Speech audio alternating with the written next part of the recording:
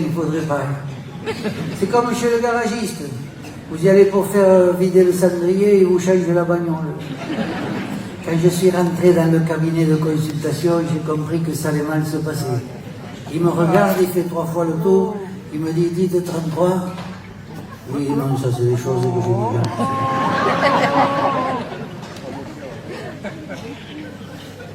Il refait un tour, il me dit, vous avez un conflit d'intérêts. J'en avais entendu parler pour l'affaire Herbert, Sarkozy, Balkany, tout ça, Jacques. Je lui ai dit, je n'y suis pour rien. Il me dit, non, mais c'est pas ça, c'est votre chemise. Eh bien, qu'est-ce qu'elle a, ma chemise? Il m'a dit, elle est centrée dans un sens et vous dans l'autre. Et alors? Il me dit, alors, vous risquez d'attraper une maladie évolutive qui s'appelle l'anombrale. Il dit, qu'est-ce que c'est, ça, l'anombrale? Il me dit, c'est quand le nombril, il s'éloigne de la colonne vertébrale.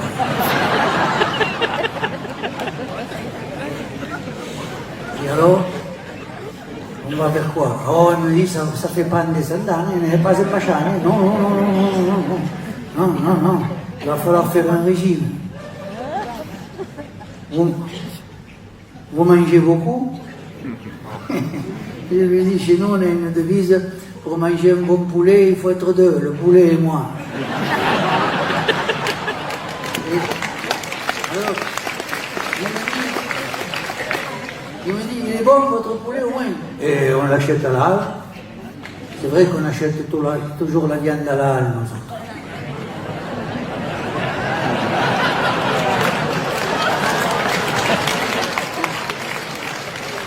C'est pas cher.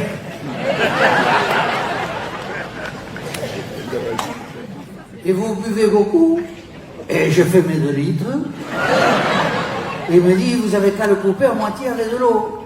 Je dis, vous êtes fous, je ne vais pas boire 4 litres. Il était écœuré. Il me dit que vous le vouliez ou non, il va falloir faire un régime.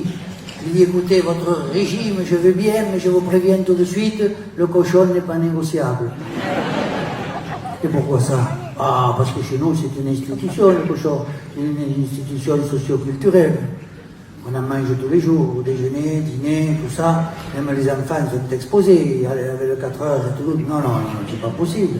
Je lui dis, chez nous, tous les dimanches après-midi, il y a une charcuterie de garde. La devise du village, c'est la pharmacie est fermée, la charcuterie est ouverte.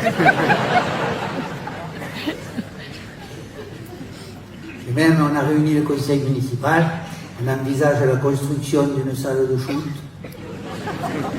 avec des jambons pendus, pour les cas les plus graves, pour qu'ils restent entre eux. Alors pensez. Oui, il me dit, je comprends bien, mais en fait, il faut faire attention. Ah, mais je fais attention, surtout au saucisson. Et pourquoi le saucisson? Parce que quand j'étais jeune, j'avais du saucisson qui restait dans les dents. Maintenant, c'est le contraire.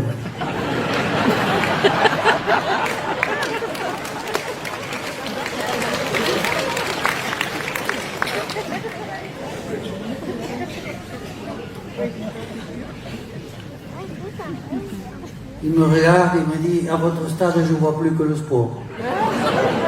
Ah, mais le sport, j'aime bien. Je fais de l'équitation. Il me dit, c'est ça, faites de l'équitation, ça fait 25 €. Bon, che paga, che me sono tornato a casa. Pendant 3 mois, j'ai fait de l'équitation intensive. Au bout de 3 mois, je reviens chez le médecin, je lui dis, docteur, 8 kilos. Il me dit, vous avez perdu 8 kilos? Et non, pas moi, le cheval.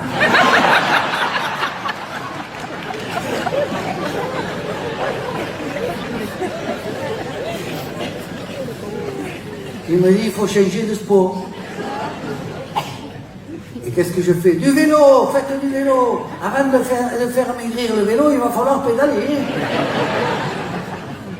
Et puis il me dit, ça fait 25 €. Bon, che paga, che me sono tornato a casa. Le lendemain, je suis été à Decathlon. A Decathlon,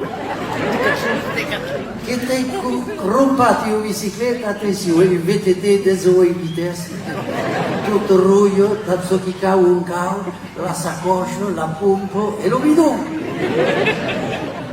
Et le lendemain, je me souviens, c'était un dimanche matin, me voilà parti, j'étais en béat, et je partais en vélo vers Monin. Je passe par 10, le quartier de Loubier, je ne sais pas si vous voyez aussi. Il faudrait sortir un peu quand même. Le soleil, il s'envoyait pour chasser la brume. J'avais dans les jambes toute ma fortune. Et je pédalais tranquillo. Atu, aïou. Atu, aïou. Atu, aïou. Je passe mon nez. J'arrive devant la côte de Cucuro. Oh putain de coste. Che pu, quelle coste. Che pu. J'évalue la situation. Je passe sur le 30-24. Et de quoi escalader le clocher de Marmande. Et je commence à monter la côte. As-tu? Non, ça va trop vite. Et plus là. As-tu? Aïe. As-tu? Aïe. C'est là que je double de ralentisseur. Hein? Un ralentisseur? C'est un vieux qui conduit un camping-car.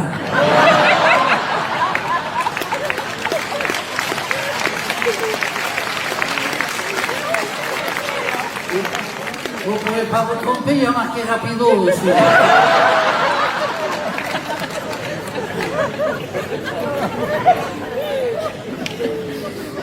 Je continue à monter la côte. As-tu? J'étais à peu près au tiers de la côte, Je sens comme une présence derrière moi. Je me retourne effectivement. À 15 mètres derrière, il y avait un jeune qui montait la côte. As-tu, aïou, as-tu, aïou.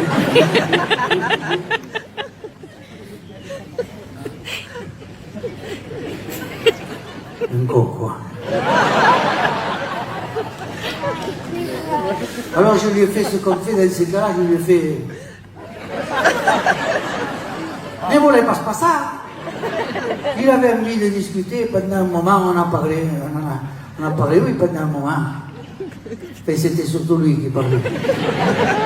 Mais quand même, je lui ai dit, tu m'as l'air d'un battant, toi. Qu'est-ce que tu vas faire plus tard quand tu seras grand? Tu seras un battant, hein? Il me dit, non, moi je veux être un combattant. Je lui ai demandé qu'est-ce que c'était la différence.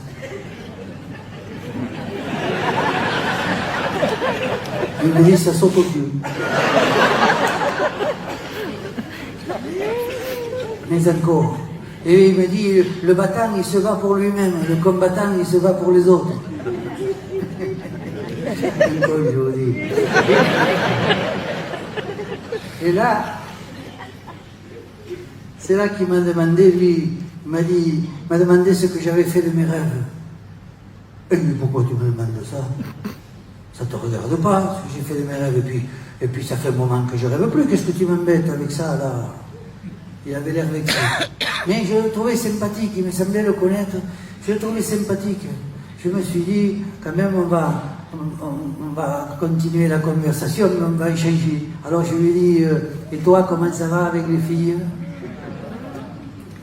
Tu veux des conseils? Il m'a répondu de m'occuper de ma prostate.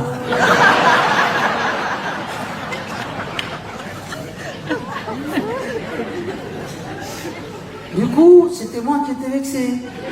Alors, au bout d'un moment, il vient vers moi et me dit, et toi, comment ça va avec les filles? Je lui ai dit, moi, ça va.